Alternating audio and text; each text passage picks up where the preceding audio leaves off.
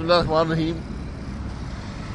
ये नैब का मामला आज तीसरे साल में भी जारी है और जो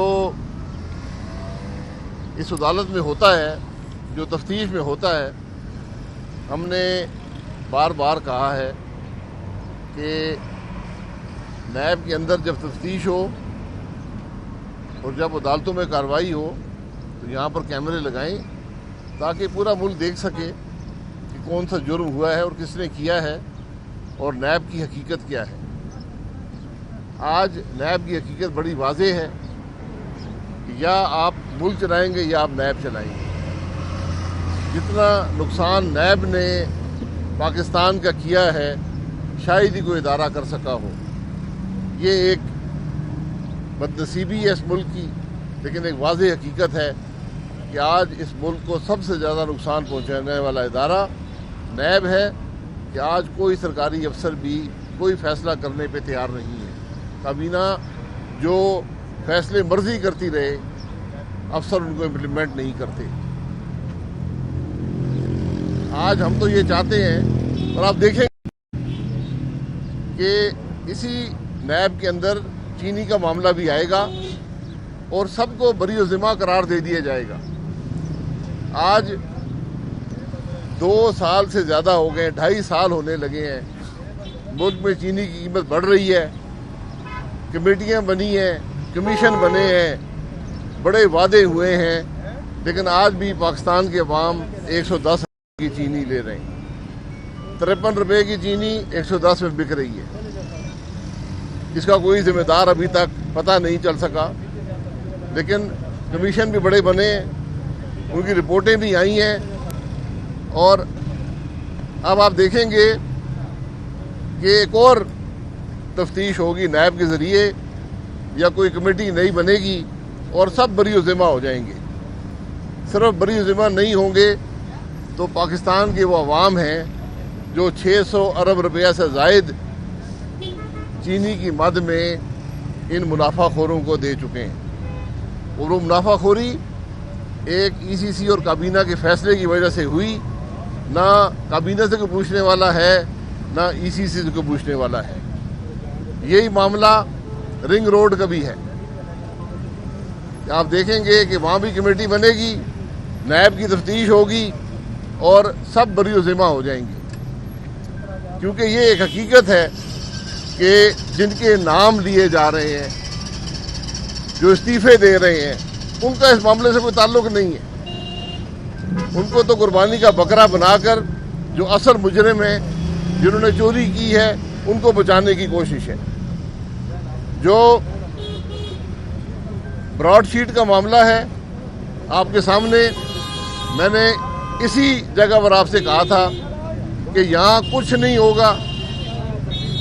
यहाँ पर जो असल मुजरिम है, जो मुलव्वस थे उस मामले में, आज वही तफ्तीशें कर रहे हैं। जो आदमी उस वक्त खुद नैब का मुलाजिम था, जिसके उस वक्त के इदारे के सरबराह पर इल्ज़ाम लगा है कि उसने ये गलत एग्रीमेंट किए हैं, ये करप्शन की है, वही तफ्तीश पर मामूर हुआ और आपने देखा कि वो चीज़ भी दबा दी गई है। लेकिन ये भी एक हकीकत है कि ये करप्शन रुकेगी नहीं। ये करप्शन आज भी जारी है। आज इस मुल्क का करप्ट तरीन इदारा नैब है।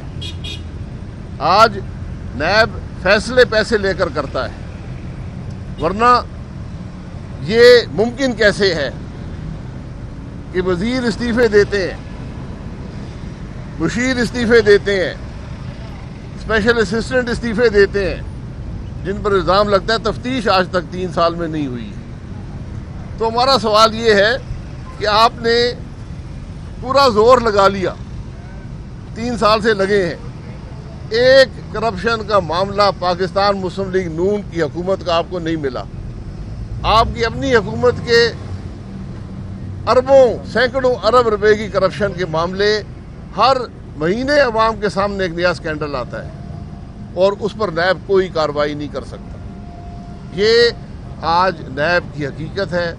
ये मामलात रहेंगे, ना मुल्क चलेगा, ना अवाम को रिलीफ मिलेगी। अवाम आज भी महंगाई की चक्की में पिस रहे हैं, क्योंकि डाका डालने वाले खुद हुक्मरान हैं, बात को छुपाने वाले खुद हुक्मरान हैं। तो जो हुक्मरान सारा दिन ये सोचते रहें कि किस तरह अपोजिशन को दबाया जाए, उनके खिलाफ मुकदमे बनाए जाएं, वो हुक्मरान अवाम के मसाइल हल नहीं कर सकते। आज मुल्क हर पैमाने पर ज़वाल पजीर है। आपकी बात पर कोई यकीन करने वाला नहीं है, क्योंकि ये बदकिस्मती है कि ना इस मुल्क के वज़ीर-ए-आज़म के मुंह से, ना उसके वज़रा के मुंह से, ना इस हुकूमत के बयानों में कोई सदाकत होती है। अब आप देख लें कि ग्रोथ रेट पर भी झूठ बोल दिया। पूरे मुल्क के माशी जो इक़्तिसादी माहिरीन है वो कह रहे झूठ है।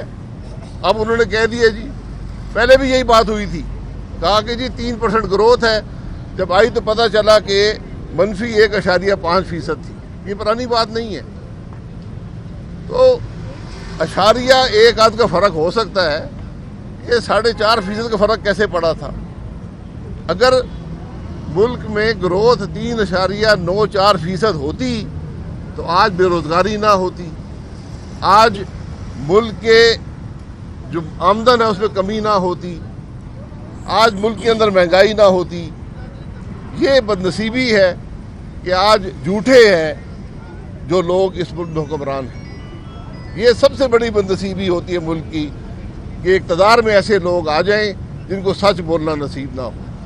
जनाब भाई साहब, पाकिस्तान पीपल्स पार्टी का जो बुरा किरदार है वो तो सबके सामने आ चुका है। एक बार फिर उन्हें पीडीएम में दावत दी गई है कि दोबारा पीडीएम में हिस्सा बने। आप पीडीएम के सेक्रेटरी जनरल हैं, तो आप क्या समझते हैं कि बिना किसी वजाहत माजरत के तो सेक्रेटरी जनरल आप उन्हें पाकिस्तान पीपल्स पार्टी को पीडीएम में वापस ले लेंगे?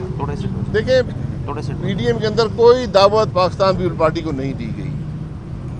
पीडीएम के अंदर मौलाना फजलुर रहमान साहब ने बड़ी वजाहत से कहा है कि अपने फैसले पर नज़रसानी करें, जो एतमाद आपने तोड़ा है उस एतमाद को बहाल करें। पीडीएम एक मकसद के लिए था, एक बयानिया था। अगर आप उसके एतमाद वहाँ पर कायम नहीं है तो फिर आपकी पीडीएम में जगह नहीं है। सबसे पहले अगर पीडीएम में किसी ने वापस शामिल होना है तो उनको पीडीएम का एतमाद बहाल करना होगा। सर, अगर पीपल्स पार्टी दोबारा पीडीएम में शामिल हो जाती है तो क्या आप सेक्रेटरी जनरल के ओहदे से इस्तीफा देंगे? पीडीएम के अंदर वो खुद शामिल नहीं हो सकते। पीडीएम का एतमाद, पीडीएम कोई रिवॉल्विंग डोर पॉलिसी नहीं है कि उसका एतमाद भी तोड़ें और बाहर निकल जाएं और फिर आपको तकलीफ हो तो वापस अंदर आने की कोशिश करें। दरवाजे बंद हैं, दरवाज़ा उस वक्त खुलेगा जब आप पीडीएम का एतमाद बहाल करेंगे। तो सर, आप समझते हैं कि पाकिस्तान पीपल्स पार्टी को वजाहत देकर मामले को रफा दफा कर देना चाहिए? बात बढ़ती जा रही है। वजाहत तलब की थी, वो कागज़ जो फाड़े थे उनको जोड़कर पढ़ें और उसकी जो वजाहत हमने तलब की थी उसका जवाब दें। बहुत शुक्रिया। YouTube पर गुगली टीवी देखने के लिए youtube.com की सर्च बार में गुगली टीवी टाइप करें। गुगली टीवी के पेज पर सुर्ख रंग के सब्सक्रिप्शन वाले बटन पर क्लिक करना ना भूलिए। YouTube पर अपलोड होने वाली वीडियो से बाखबर रहने के लिए बेल आइकॉन पर क्लिक कीजिए। आपको हर नई आने वाली वीडियो के बारे में नोटिफिकेशन मौसूल हो जाएगा।